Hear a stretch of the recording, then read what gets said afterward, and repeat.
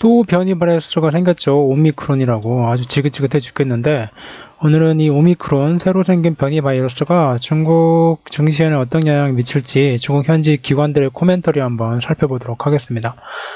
먼저 오늘 좀 증시 마감했는데요.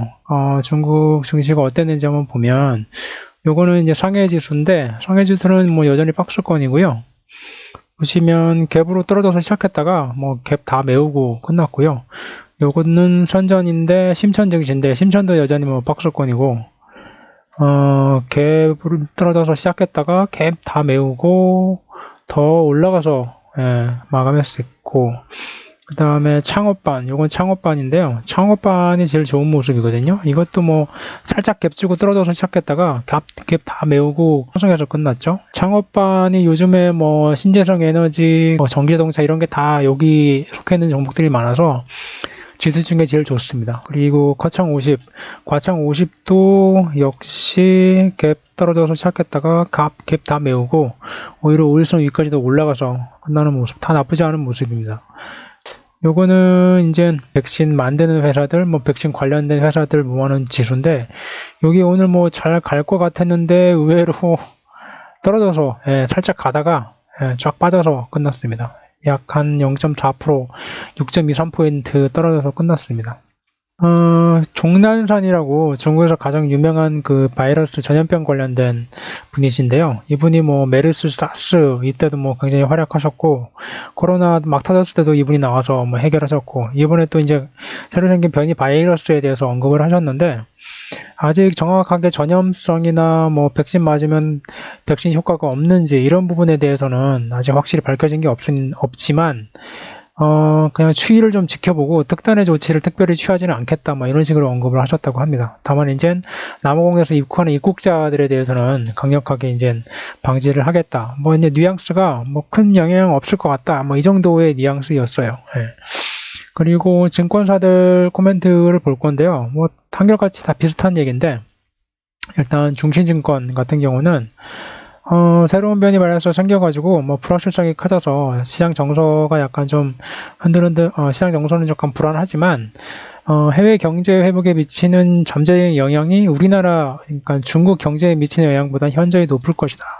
그러니까 중국보다는 해외 영향이 더 있을 것이다 이렇게 생각을 하고, 그로 인해서 해외 자금들이 아마 유입될 수도 있을 거다, 굉장히 긍정적으로 전망을 했는데, 그 이유는 뭐냐면 새로운 변이 출현으로 미국이 테이퍼링 속도를 늦출 가능성이 커졌고, 만약에 테이퍼링 속도를 늦추면 지금 시장에 넘쳐나는 유동성이 계속 유지가 될 거고, 아마 달러 약세도 지속이 될 거다. 그러면 일단 멀티플이 비교적 낮은 중국이나 홍콩 시장에 해외 자금이 유입될 수도 있다, 뭐 이런 가능성에 대해서 아주 긍정적으로 봤고요.